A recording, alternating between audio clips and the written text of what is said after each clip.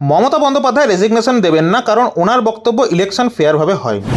পশ্চিমবঙ্গে এই মুহূর্তে সরকার পরিবর্তন হয়ে গেছে, বিজেপি 207টি আসনে জিতেছে এবং তৃণমূল সরকার মাত্র 80টি আসন পেয়েছেন। এই বিষয়ে মোটামুটি প্রত্যেক পশ্চিমবঙ্গবাসী অবগত। এখন বিষয় হচ্ছে, সিটিং চিফ মিনিস্টার ইলেকশনে হেরে যাওয়ার পরেও যদি রেজিগনেশন না দিতে চান, তাহলে এই ধরনের পরিস্থিতিতে সাংবিধানিকভাবে কী ঘটতে পারে, আমরা সেটাই এই ভিডিওতে আলোচনা করব। আপনাদের মনে থাকবে, যখন ওড়িশাতে নবীন পটনায়ক ইলেকশনে হেরে যান, তখন তিনি রেজিগনেশন দেন এবং বিজয়ী দল তাকে সসম্মানে বিদায় জানায়। শুধু ওড়িশা কেন, আমাদের পশ্চিমবাংলাতেও 2011 সালে যখন সিপিএম সরকার পড়ে যায়, তৎকালীন মুখ্যমন্ত্রী বুদ্ধদেব ভট্টাচার্য রেজিগনেশন দিয়ে সসম্মানে অফিস ছাড়েন। তা এখন যদি মমতা ব্যানার্জি রেজিগনেশন না দেন, তাহলে কি হবে? দেখুন, অনেকেই ফ্লোর টেস্টের কথা বলছেন। আমি জানি না কেন, কারণ এই ধরনের পরিস্থিতিতে ফ্লোর টেস্টের কোনো গল্পই নেই। এটি সম্পূর্ণ একটি আলাদা কনসেপ্ট।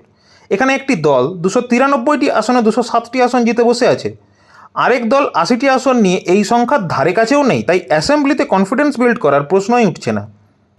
অ্যাসেম্বলিতে ফ্লোর টেস্টের মাধ্যমে মেজরিটি কনফিডেন্স প্রমাণ করতে তখন হয় যখন কোনো দল সরকার গঠন করেছে। যে দল সরকার গঠন করতেই পারবে না, তার জন্য ফ্লোর টেস্টের কোনো গল্প নেই।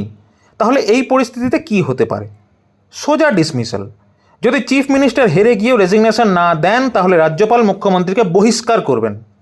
Article 164 clause 1 of Indian constitution বলছে, the chief minister is appointed by the governor and hold office during the pleasure of the governor.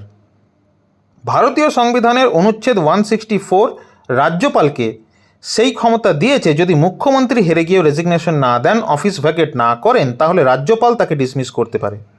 তাহলে মমতা ব্যানার্জি কী করতে পারেন? ওনার যে অ্যালিগেশনস রয়েছে তা নিয়ে তিনি কোর্টের দ্বারস্থ হতেই পারেন। ওনাদের কাছে যদি সত্যিকারের কোনো ক্লিনচিং এভিডেন্স থাকে যা প্রমাণ করবে যে এই ইলেকশন ফেয়ার হয়নি, তারা মহামান্য আদালতের সামনে পেশ করতেই পারেন। কিন্তু তাতে পশ্চিমবঙ্গে সরকার গঠনের যে প্রসিজার, তাতে কোনোভাবেই কোনো বাধা পড়বে না। ধন্যবাদ ভিডিওটি শেষ পর্যন্ত দেখার জন্যে। ভিডিওটি শেয়ার করতে ভুলবেন না এবং চ্যানেলটিকে সাবস্ক্রাইব করে পাশে থাকবেন।